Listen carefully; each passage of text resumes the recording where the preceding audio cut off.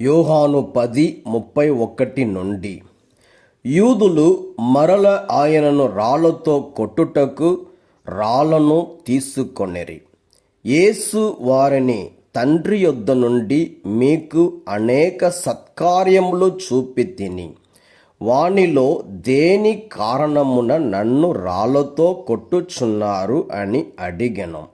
అందుకు యూదులు, నీవు మనుష్యుడవై ఉండియు దేవుడనని అనుచున్నావు, కావున దేవదూషణము చేసినందులకు నిన్ను రాళ్లతో కొట్టుచున్నాము, కానీ సత్కార్యము చేసినందుకు కాదు అని అనిరి.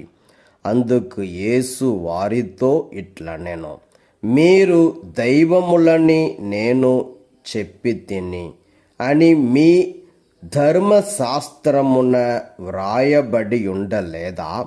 దేవుని వాక్కు ఎవరి వద్దకు వచ్చెనో వారే దైవములని చెప్పిన లేఖనము నిరర్ధకము కానేరదు కదా.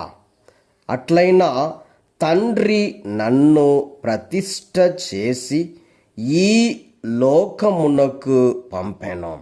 అట్టి నేను దేవుని కుమారుడనని చెప్పినందున దేవదూషణము పలుకుచున్నానని నిందారోపణ చేయుచున్నారా? నేను తండ్రి పనులను చేయని ఎడల మీరు నన్ను నమ్మవద్దు, కానీ నేను వానిని నెరవేర్చుచున్న ఎడల మీరు నన్ను నమ్మకపోయినను నా క్రియలనైనను నమ్ముడు.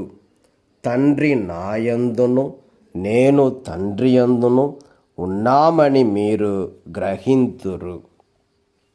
వారు మరల యేసును పట్టుకొనుటకు ప్రయత్నించిరి, కానీ ఆయన వారి చేతులలో పడక తప్పుకొనిపోయెను.